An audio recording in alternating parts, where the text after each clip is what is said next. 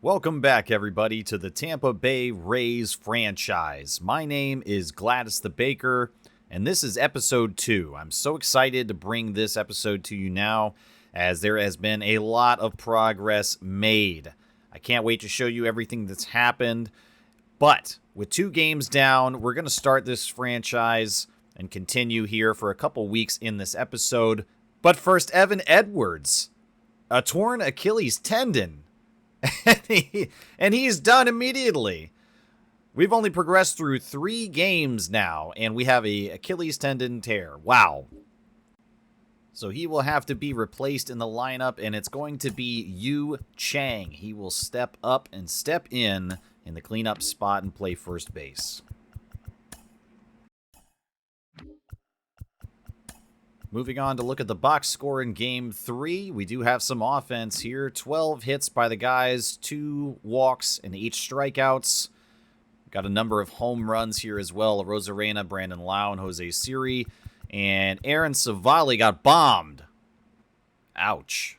So we will attempt to move on from that. Game 4 is another loss, 5-3. We did get some offense here, 9 hits and 6 walks.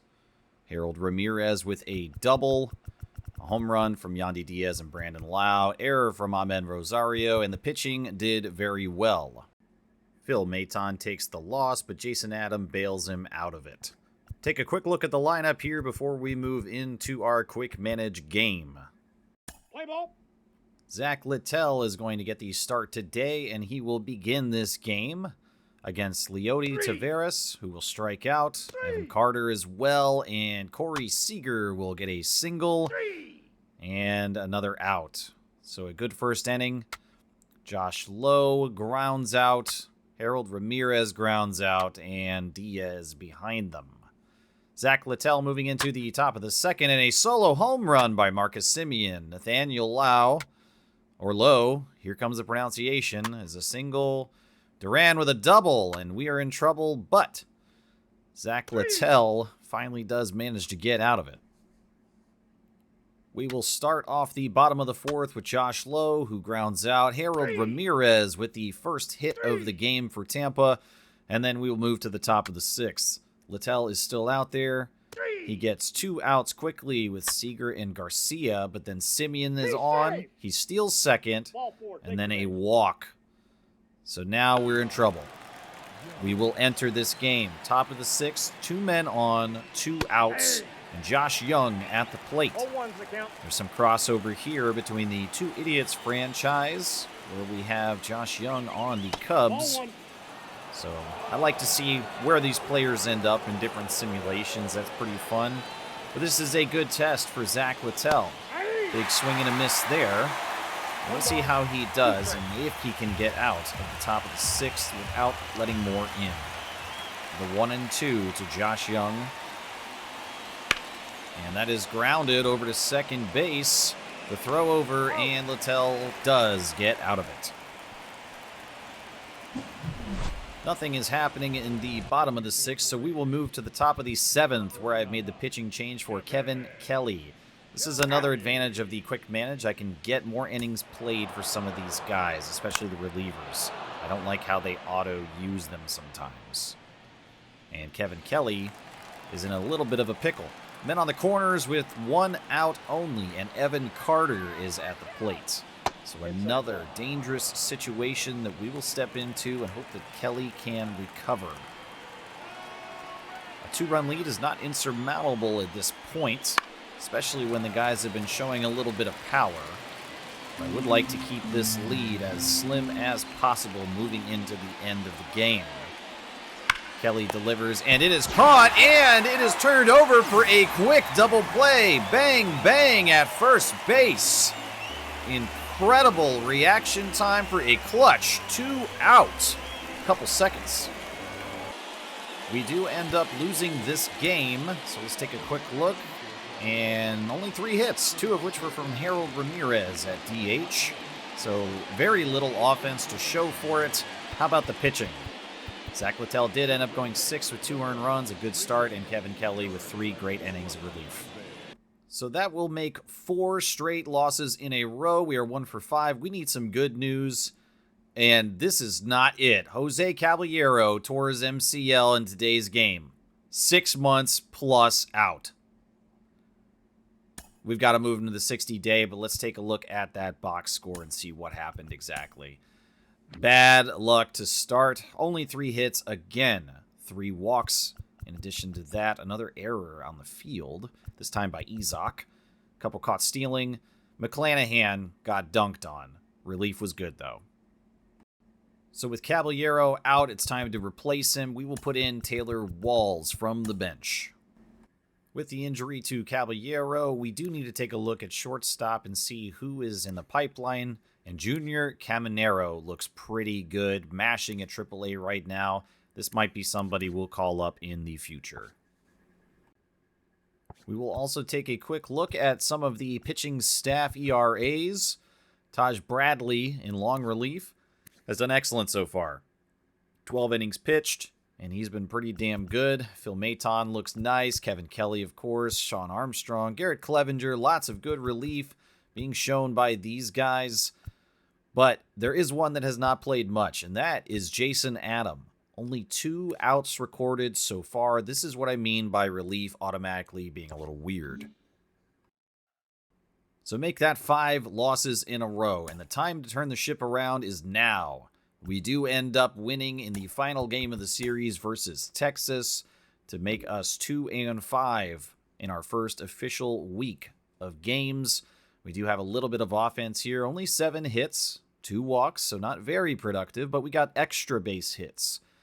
Isaac Paredes with a home run, Josh Lowe with a triple and a double. And the pitching looked phenomenal. Zach Eflin, 8 innings, no earned runs, and Pete Fairbanks closes. Moving on to the first game versus Colorado, and we will do some more quick manage. Aaron Savali with a inflated 45 ERA. I got to see what happens. We give the offense some rest, and Aaron Savali is going to start the game by walking Charlie Blackmon, and then Brendan Rodgers. Already in trouble. What is happening? Let's take a look.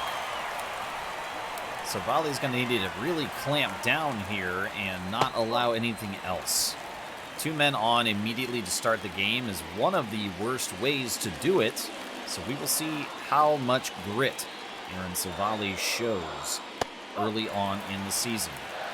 He got shelled in his first outing. It brought his ERA up to a very inflated 45. It's pretty unbelievable. So he's walked the 2 first guys. He's behind 2-0. He does manage to get a good cutter in through the back door. So it's 2-1 versus Nolan Jones now, hitting 240 on the year. That is hit hard, but well foul off into the stands and right. So 2-2 now. Savali needing to deliver something good. Maybe try to get him to chase. We'll see. And that does go below the zone, but Nolan Jones launches that into center field. And so now, with the throw not getting there in time, Colorado has taken the first run of the game and replaced the man on first. So still 2 on, nobody out, and a run scored already. We do get an appearance here from the show drone. A unique camera angle. I haven't seen that very much in my time in the show. Win expectancy percentage now up to 72% for Colorado. And I will tell you, I am not a fan of the win percentage calculations. I think they're egregiously disingenuous, just in the sense of the unpredictable nature of baseball itself. And Ryan McMahon will drive that one deep to right center field, but he was under it, luckily for us. So Savali gets the first out. However, the runner advances over to third, and now we've got men on the corners. Still in a position for a double play ball, but what does Savali do? I just don't know. Sometimes on those win percentages, I do gotta laugh, just to finish the thought here. Because, again, the unpredictable nature of baseball allows for nearly anything to happen at any time. Every single pitch could potentially end up in a home run. And Elias Diaz will single into right field and drive another one in. So now Colorado's up 2-0. With every pitch and every hit potentially being a home run, you truly can never predict what's going to happen in baseball. That is part of the excitement, part of the magic, and definitely part of the fun. So these win percentages, as of right now, Colorado's winning. But who's to say that we don't come back and score 11 runs, in the third inning? You just never know. I don't like that they include those win percentages. To me, they're meaningless. And I didn't expect to go on this rant here in episode 2 of my franchise, but here we are today, and Civale's not giving us much to talk about as far as positives. So behind now Chris Bryant, it is 2 balls and no strikes with 1 out, and Civale will get an out, number 2 there. The throw home is not going to be in time, so Colorado strikes for 3 before we get out of the first inning. Civale is really coming apart at the seams and just immediately allowing Colorado to climb up top. And we're going to have to claw our way back before the game even really gets settled in. We'll punch a fastball through for strike 1 here to Sean Bouchard, who is hitting .250 on the year thus far. Civale with pitch number 29. And that is grounded foul for the second strike. Hopefully Civale can get out of this now, and the offense can put it to him a little bit later on. Civale delivering the 0-2, and that is called for a strike. A cutter up and out. We will mercifully get out of the first after 3 come across. So back into quick manage here at the top of the second and see if we can bounce back in any way. A Rosarena with a single, Brandon Lau with a walk. Jose Siri up to bat with a single himself, and now it's getting interesting. Bases loaded. Let me let loose of the control here. And Ahmed Rosario is up. We've got 1 out, bases loaded, and an early chance to answer back in a big way. Ahmed Rosario will foul that one off for strike number 1. Really interested to see these clutch moments, and quick manage will allow me to see that as often as I'd like, pretty much. I will not be quick managing every game or even the majority of games, but when I feel like we need some interesting perspectives or to check out the action, maybe follow a storyline, I will hop into quick manage. So please let me know the feedback on how you feel this works for you as a viewer. I'm very interested to see what the format ends up being for my franchise, and so far early on I am liking this quick manage style of play. Big swing by Rosario, and it is a miss. So now 2 out, bases loaded. So Rosario is unable to make anything happen in this situation. How about Rene Pinto? He's batting .059 as the last batter in the lineup, but I'd love to see something from him here. Contact made to first, but that is a routine out, unfortunately. We strand 3. So back into quick manage we go, and it will be Brandon Lau with a leadoff walk. A triple from Jose Siri, and we've got a runner on the board. Rosario with a sacrifice fly, and suddenly we're in striking distance. Pinto walks, but then a double play bails Colorado out of the situation. Aaron Civale gets through the bottom of the 4th. And now Harold Ramirez is going to lead off in the top of the 5th. I will go ahead and just hit end game here. And all of a sudden, the offense comes to life.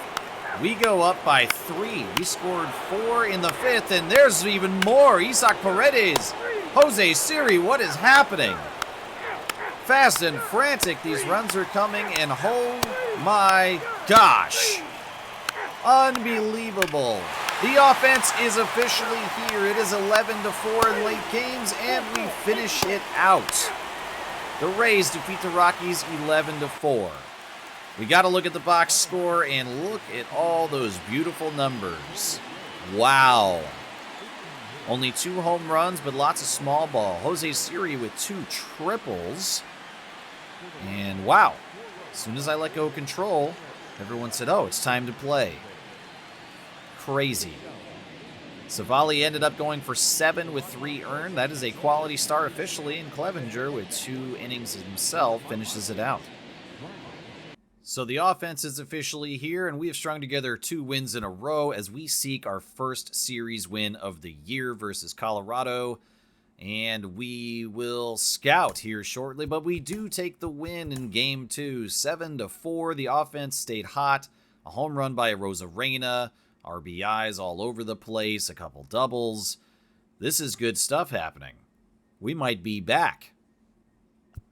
Although to be back, you have to officially start. Maybe that's what this is. Jeffrey Springs, wow, goes deep. 8 innings with only 1 earned, but Pete Fairbanks with a lot of trouble in 9th inning, bailed out by Phil Maton. So we will move into scouting now, which is something that I am very excited for, and the first glimpse of how I like to do it.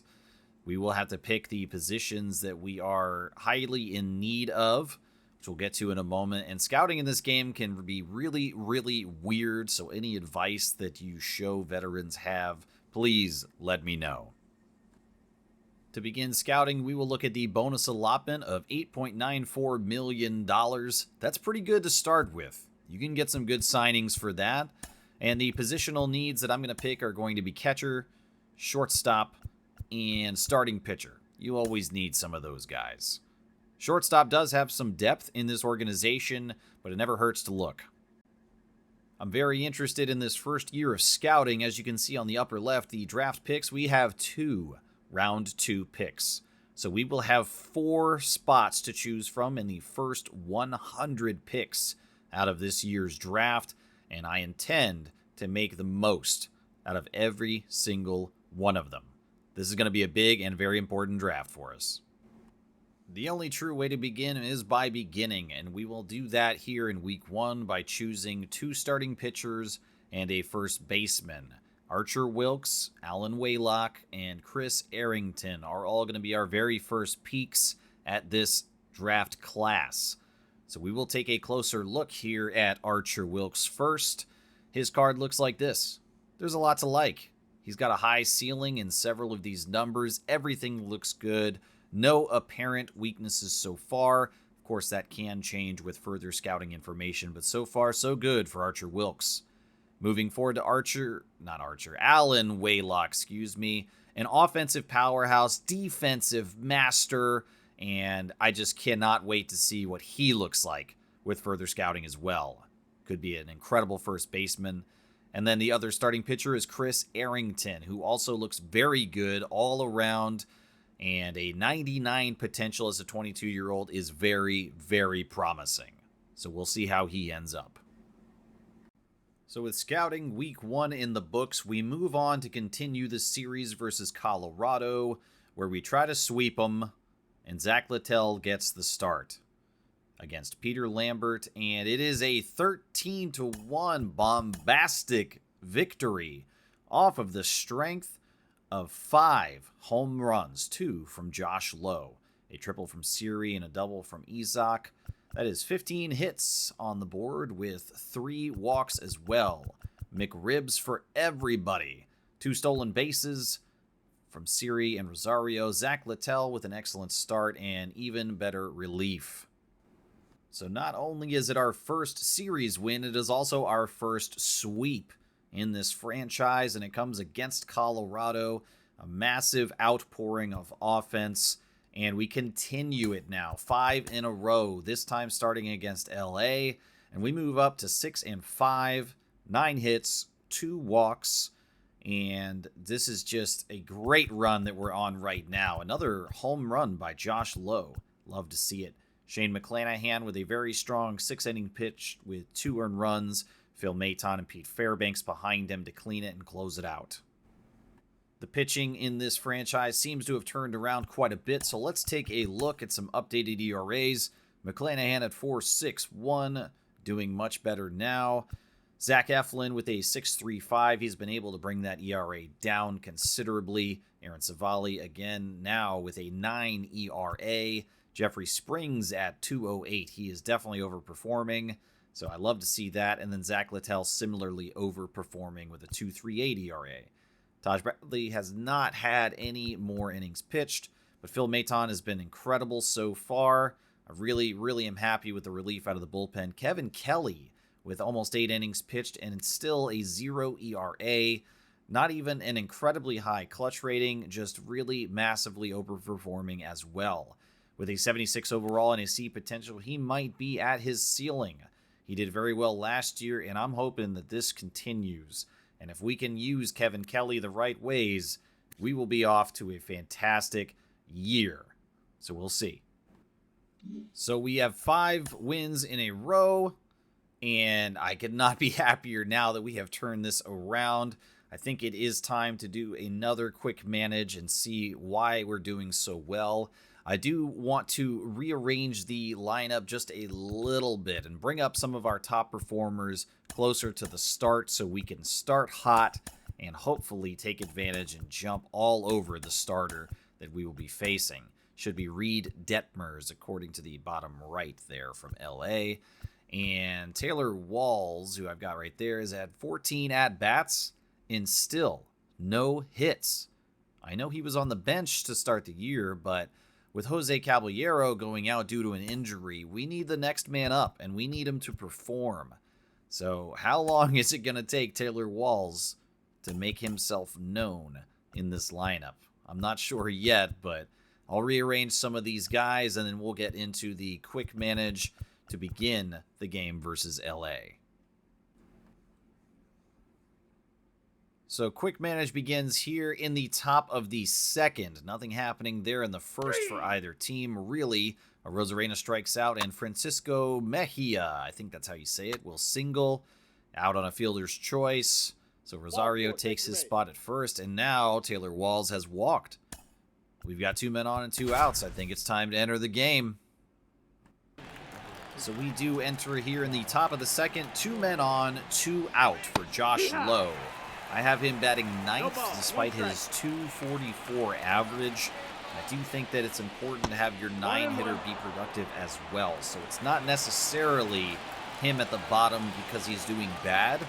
I think that probably 7 or 8 would be the positions I'd rather dump the garbage in. But at number 9, with a chance to turn the lineup over in any random situation, I think it's important to lead into the best hitters we have with somebody that can produce. And so far, Josh Lowe has been producing. 2 on and 2 out, it's 2 and 2, and that is a called strike right at the bottom of the zone, and Josh Lowe will be sat down. Strand 2. We move forward into the bottom of the third, and Zach Eflin gets a fly out, a ground out, and then out number 3. So far, so good for Eflin. A solo home run by Rosarena gives us the lead early. Mejia strikes out, and Ahmed Rosario will single to first. And Taylor Walls is up now. Can he do it? We've got to hop in. I need to see that first hit if we can. Strike 1 comes through, and Taylor Walls 0 for 5, the last game that he played, with 2 strikeouts as well. Not only is this a bad start, but it is a terrible start, as he goes down quickly 0-2 with that slider called inside.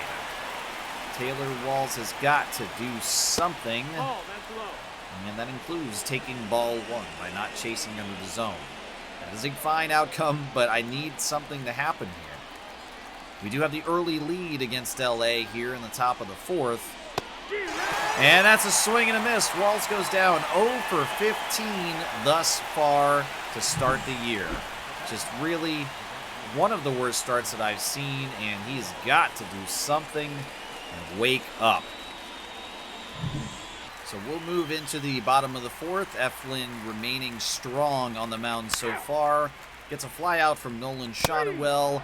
Hicks is struck out, and Brandon Drury is out also. Reed Detmers has pitched a good game here. In the top of the 5th, he remains. Ramirez grounds out. Yandy Diaz flies out. And Isaac Paredes reaches on an error. Jose Siri behind him will take a walk, and now Rosarena at the plate. Let's take a look at what's going to happen. 2 men on, 2 men out. Rosarena has been good for us. Not only has he displayed a little bit of power, but he's had some clutch moments as well. And he will take ball 1 to start this at-bat. A strike there, not what he's looking for. That is up, but pretty much center of the zone, slightly right. So 1-1 to even it up, Rosarena. Contact is made there, and that is fouled over beyond the third baseline. Rosarena behind 1-2 now. I'd love to cash in here and give us a little bit more padding against LA. You know this team can hit. 2-2. Rosarena takes ball 2. And it's evened up now. 2 everywhere. 2 on, 2 out, 2-2 counts. And a Rosarena gently hit over. And that will end the top of the 5th. So LA will strand 2 runners on for us. And we'll see if Eflin can continue his success. So we will move into the bottom of the 5th. Let me let go of control again. Eflin versus Logan O'Hoppe to begin the inning. And that is a single from O'Hoppe. Mickey Moniak gets a single as well. So 2 men on, and a ground out from Rengifo will give 2 runners in scoring positions to LA. 1 out now. Eflin has got to crunch, and that is a brilliant cutter low and away. I don't want either of these guys to come through, and Eflin has been so good thus far this game. Love to see that streak continue, but we are in danger now of losing it. Zach Neto at 109 off the bat will absolutely score both of those runners. So the lead is given up by Eflin off of the back of a laser beam single from Zach Neto. That sound is just beautiful to behold. Unfortunately, it's not off of one of our bats. So Eflin gives up the lead midway through the game, still 1 on with 1 out now. And we get that call, or he went around, not sure which, but I will take either one of those outcomes. I am curious to take a look at the clutch rating of Zach Eflin, so let's open up his card. It is a 54. So not great at limiting runs once they are in scoring position. Maybe that's what happened. Who knows? But we're ahead 0-1 versus Joe Adell, and the second pitch comes through. It is a cutter. High in the zone for a strike number 2. And now Eflin has got some options. Of course, we would love a double play ball, but we're in danger of striking out Adell. And he chases that, gently popped up to right field. A casual run over brings it in, and there are now 2 gone. So Eflin is slowly regaining control. As Matt's, oh boy, how am I going to say that? Theus? That missed. That's a ball. I'm not sure. Pronunciation strikes again here in the bottom of the 5th for me. We'll just say Matt. He's ahead of Eflin by 1-0, and that is 2-0 now. Eflin being very careful. This is the 9-hitter, and I'm not sure the computer shares my philosophy of having a productive batter at number 9. But we'll see what happens as that is grounded and through into left field. So now 2 men on, and the worry continues for Eflin. Great camera shot there of the butt-walking pass. Don't know why the show includes that. It's baseball, not butt ball.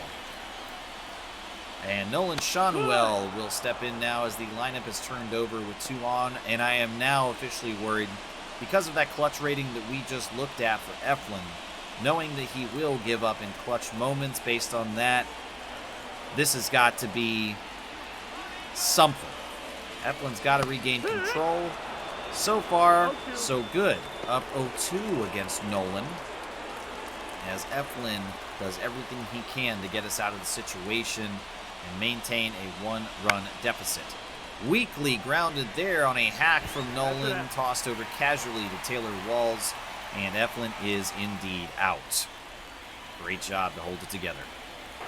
So that will end the 5th, and we will skip ahead to the bottom of the 7th. Eflin has still pitched a very strong game, and he's gotten 2 out here in the bottom of the 7th. But Joe Adell has a double and then a single from Matt. I'm going to say Thace. I don't know, and that will be it for Eflin for sure. We try to bounce back here in the top of the 8th, but off of 2 strikeouts and then a flyout. We can no longer be competitive there. Eflin is going to come out, and I will give some more play time to Jason Adam, who has only had 2 outs thus far this year through more than a week of play. and he will get 3 outs very quickly. A strong relief showing from him. Top 9 now, and Rosario will lead off by striking out. Taylor Walls, 0 for 16, will worsen to 0 for 17. And Josh Lowe is out, and the Angels have defeated us 4-1. The pitching from Eflin was solid for most of it, but in those clutch situations, he couldn't come up. Jason Adams gives a good inning of play for relief, but that is a loss in Game 2 versus LA. Aaron Savali hopes to make an improvement on his record, but what's this? Another injury. Johnny DeLuca. No, a fractured hand, 1 to 2 months, and this injury has been just another atop a pile of injuries for us so far. What is happening? I don't want to put DeLuca on the 60-day injury list because it's 1 to 2 months. He could be good in 4 weeks. So we'll take it 10 days at a time, and we do take the series versus LA 6-2 in Game 3. Let's check out the box score. 7 hits, 7 walks. That's phenomenal. Love to see that. A big boost to the OBP for some of these guys. And Taylor Walls does get his first hit. Incredible. It took that long. Aaron Savali with a very strong start. Phil Maton, Jason Adam, and Colin Poche, I'm not sure how to say it, with great relief behind them. We will skip a day now. Off of a day of rest, we do win against San Francisco 3-2. What happened there? Very low offensive output today from both teams, but we take the victory off of the strength of 2 home runs, Yandy Diaz and Jose Siri, respectively. Rosarena remains hot with a double, and an error from Josh Lowe is registered. Jeffrey Springs does have a good game. 5 innings pitched, only 5 hits allowed with 2 earned runs.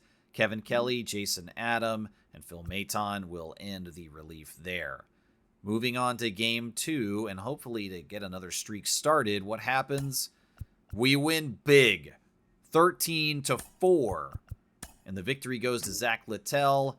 16 hits from the boys total with 6 walks as well. 3 home runs, another triple, 2 doubles for Harold Ramirez, and Taylor Walls gets another hit, so he has crested the 100 average mark, I guess. I don't know what you want to call it for sure, but 4 hits from Harold Ramirez is fantastic. Lots of RBIs. The McRib is back on the menu. I do get a laugh at calling them McRibs. Zach Littell with 6 innings pitched, 2 earned runs. Taj Bradley comes in and gives up a rare 2-run outing, and Phil Maton closes it out with the last out of the game.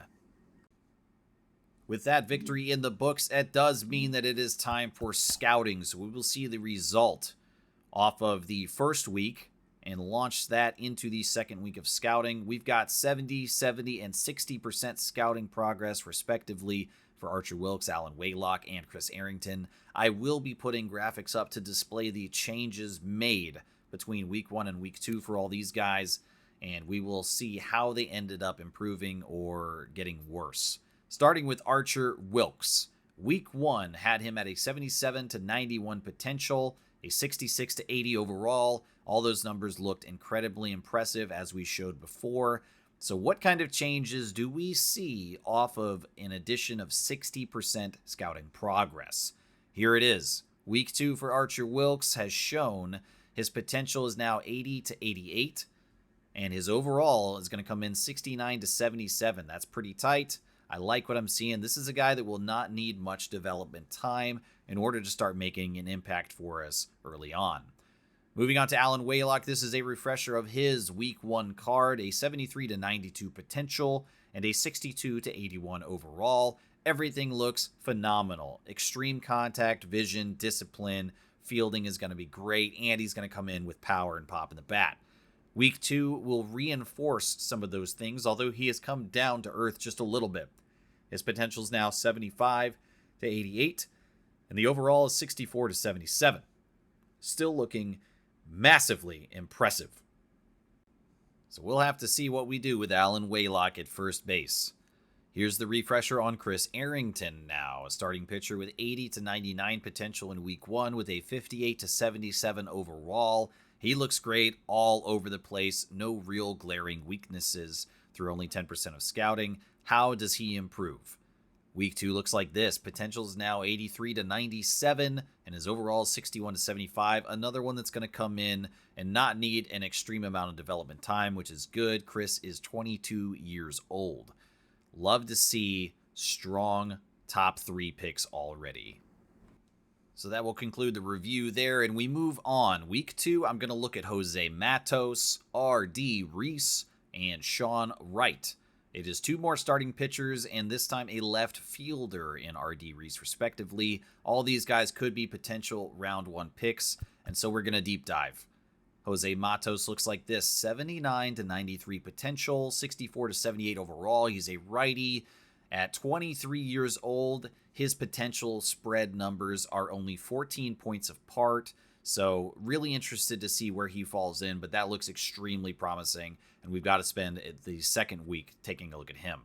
Moving on to R.D. Reese in left field. He doesn't have all of the upside that we saw in weeks 1 and 2 with our first base prospect, but R.D. Reese at left field looks like he could be very impactful, especially on power versus lefties and his vision rating.